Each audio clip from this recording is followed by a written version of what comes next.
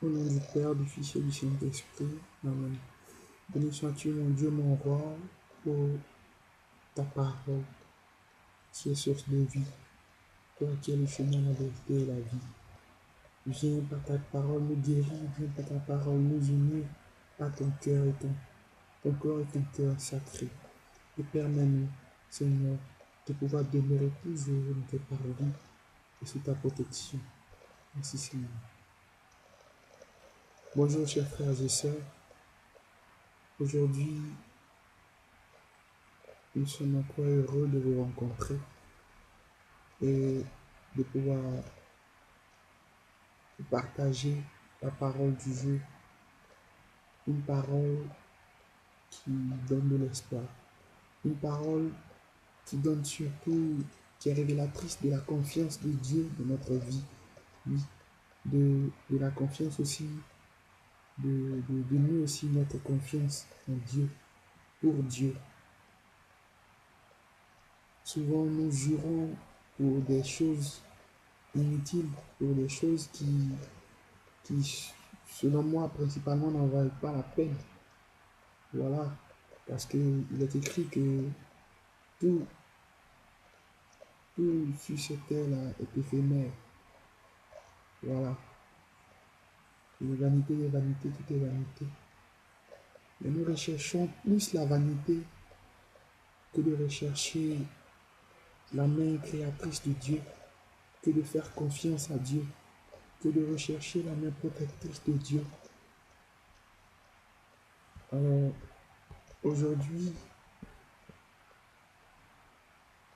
Paul, en demeurant à Rome, en allant demeurer, en allant rester à Rome avec ses frères, lui, il a compris. Il a compris, il nous montre qu'effectivement, que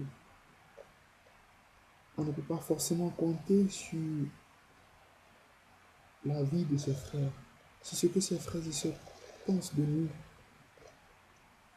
En d'autres termes, la confiance envers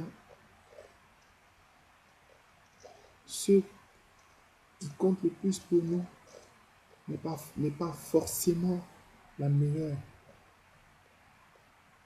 Cette confiance-là s'avère parfois erronée. Cette confiance-là s'avère parfois détruite. Cette confiance-là s'avère parfois mal formée. Cette conscience-là s'avère parfois incomprise même, je dirais. Pourquoi? Parce que nos frères sur qui on compte, nous comptons, ceux que nous appelons frères souvent, nous délaissent et nous lâchent. Alors, on se poserait la question de savoir quelle est véritablement la seule personne en qui il faut immédiatement, sans aucune réflexion, passer notre confiance.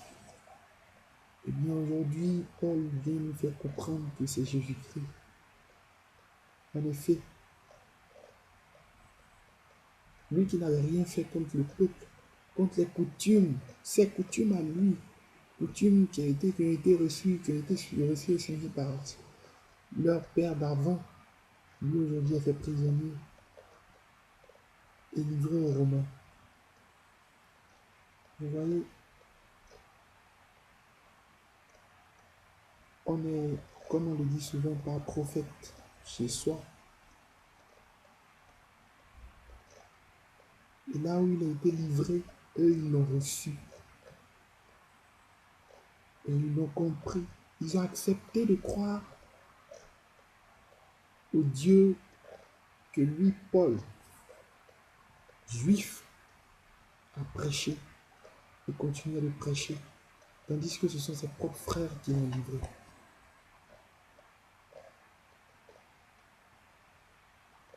Et il n'a pas baissé les bras. Il a continué à enseigner la parole. Il a continué à prêcher la parole, la bonne nouvelle de Dieu, la parole de Dieu. Tout ça pour dire que ni les soucis de ce monde, ni tout ce qui nous accable ne devrait nous empêcher d'être témoins de Christ, frères et sœurs. Sachons placer notre confiance dans la personne idéale.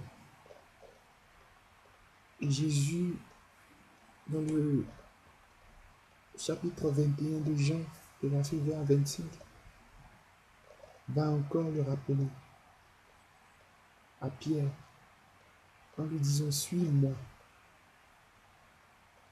Pierre a préféré s'inquiéter pour son frère. Pierre n'était pas convaincu.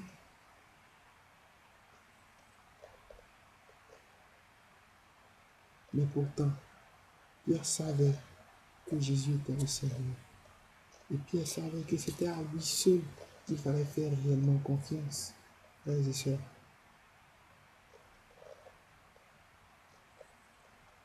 Et s'il y a bien un exemple, c'est bien celui qui a écrit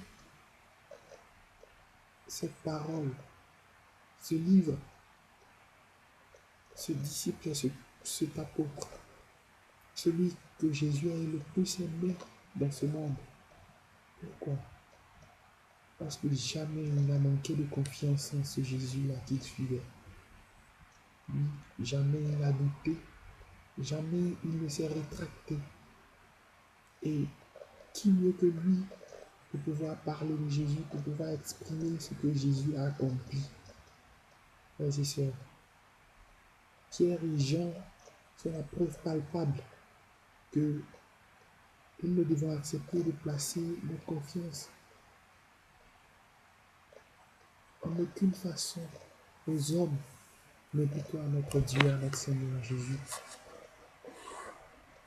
Et il est encore plus important de faire cet exercice de confiance en Dieu au moment où le Saint-Esprit s'apprête à venir dans ce monde encore une fois et à demeurer avec nous, à demeurer parmi nous.